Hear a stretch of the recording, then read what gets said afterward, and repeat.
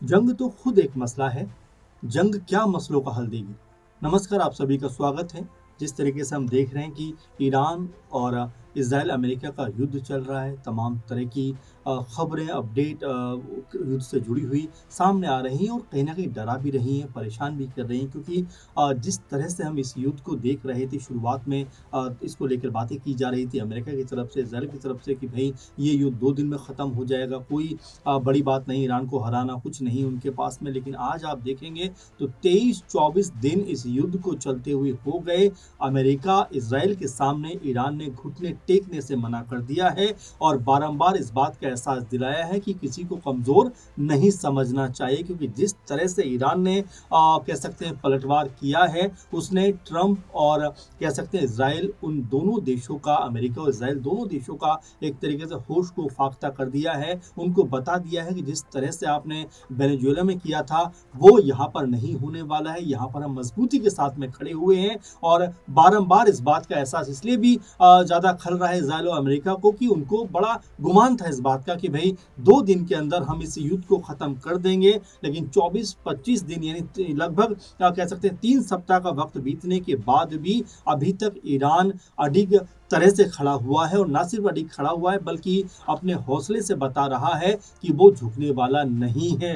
और यही बात लगातार आप परेशान भी कर रही है कि युद्ध जिस तरह से आगे बढ़ता हुआ दिखाई पड़ रहा है, जैसा मैं बता रहा था कि 3 सप्ताह के आसपास लगभग इस युद्ध को हो गए। तो ऐसे में अब कई तरह की समस्याएं वैश्विक स्तर पर, दुनिया के लेवल पर सामने आ रही हैं, जहां पर तमाम तरह के संकट भी इस युद्ध से निकलकर सामने आ रहे हैं। और ये युद्ध एक बेहद खतरनाक मोड़ पे पहुंचता हुआ दिखाई पड़ रहा है। ये सिर्फ ईरान, इजराइल या अमेरिका के हवाले से नहीं, बल्कि तमाम एशिया कंट्री और तमाम दुनिया के हवाले से भी ये बात देखी जाए तो बेहद कह सकते हैं परेशानी का सबब इस युद्ध से बनता हुआ दिखाई पड़ रहा है। और खासकर जिस तरह से इस युद्ध के बाद जो दैनिक चीज़ें, जो रोज़मर्रा की चीज़ें होती हैं, उसमें कह सकते हैं लोगों को परेशानी का सामना करना पड़ रहा है। और ये परेशानी किल्लत जो है वो दिनों दिन बढ़ती चली जा रही है। भारत की ही बात करें तो लगातार एलपीजी को लेकर, तमाम चीज़ों की कीमतों में जैसे वृद्धि हो रही है, उसको लेकर लोग जो हैं वो बस यही कह रहे हैं कि भाई ये युद्ध जो है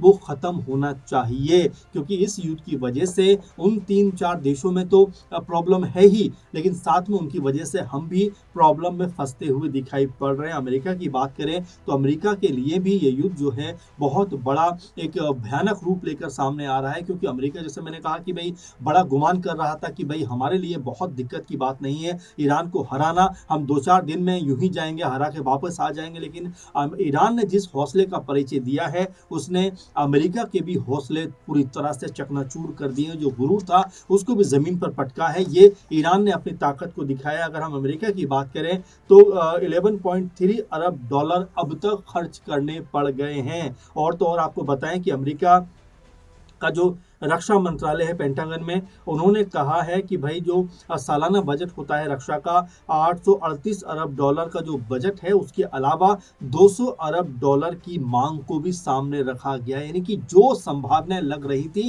कि भाई आसानी से हम उनको हरा देंगे, ईरान को चकनाचूर कर देंगे, नस्तानाबूद कर देंगे, वो संभावनाएं सिरे से यहाँ पर खारिज न सिर्फ होती हुई दिखाई पड़ी हैं, बल्कि अमेरिका के ऊपर भी एक तरीके से आर्थिक संकट अब यहाँ पर दिखाई पड़ने लगा है, क्योंकि अमेरिका में भी तमाम चीज़ों के दाम जो है वो बढ़ते हुए दिखाई पड़ रहा है। और एक आम जो अमेरिकी है वो इस युद्ध से बेहद खफा दिखाई पड़ रहा है। तमाम तरह के बयान भी इसको लेकर सामने आ रहे हैं। और ऐसे में जो होर्मुज जल मार्ग था, जिसको लेकर लगातार गतिरोध अभी भी बना हुआ है, उसको लेकर भी अमेरिका और इजराइल लगातार ईरान के ऊपर दबाव बना रहा है। लेकिन ईरान टस से मस होने का नाम नहीं ले रहा है। ईरान कह रहा है कि अगर आपने कुछ भी जो है होर्मुज को लेकर हम पे दबाव बनाया या कोई अटैक किया तो हम भी इसका मुंहतोड़ जवाब देने को तैयार हैं। और मुंहतोड़ जवाब इस बात से भी आप अंदाजा लगा सकते हैं कि हिंद महासागर में जो डिएगो गार्सिया कह सकते हैं ब्रिटेन और अमेरिका का एक सैन्य बेस था, वहां पर 4000 किलोमीटर की दूरी तय करके वहां पर हमला करना ईरान की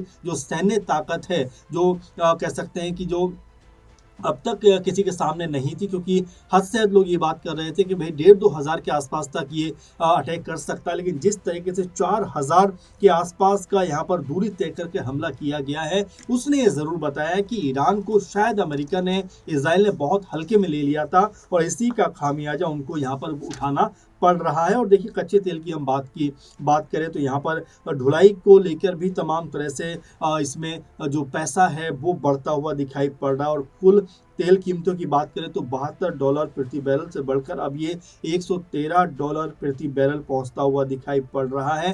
कई लोगों ने तो जो जानकार हैं वो ये भी कह रहे हैं कि ये सबसे बड़ा तेल संकट हो सकता है, यानी कि दुनिया में इस युद्ध की वजह से जो महंगाई है, जो परेशानियां हैं वो यहाँ पर चरम सीमा पर पहुंचती हुई दिखाई पड़ रही हैं। और जैसा बारंबार हम ये बात रख रहे हैं सामने कि देखिए किसी भी इंसान को, किसी भी देश को, किसी भी मुल्क को या किसी भी कह सकते हैं कि जब आप दूसरे के बारे में अनुमान लगाते हैं तो कभी भी उसको अपने से कमतर मत आंकिए। और यही भूल शायद अमेरिका कर गया, जिसका खामियाजा न सिर्फ अमेरिका को उठाना पड़ रहा है बल्कि तमाम भारत जैसे देशों को भी इसकी चपेट में ना चाहते हुए भी आना पड़ रहा है। क्योंकि एलपीजी के दाम बढ़ना हो या जिस तरह से आर्थिक संकट कहीं ना कहीं भारत में भी नजर आता है, बहुत सारी फैक्ट्रियां या तो बंद हो रही हैं या फिर उनके अंदर वो काम नहीं मिल पा रहा। बहुत से जो लोग थे वो अपने वापस घरों को जाने को मजबूर हैं क्योंकि जो एलपीजी सिलेंडर है जिस तरह से वो लिया करते थे वो उनको नहीं मिल पा रहा। और तमाम तरह की वीडियोस इसको लेकर सामने भी आ रहे हैं। तो देखिए जब युद्ध होता है तो किसी एक देश के ऊपर नहीं इसका असर होता बल्कि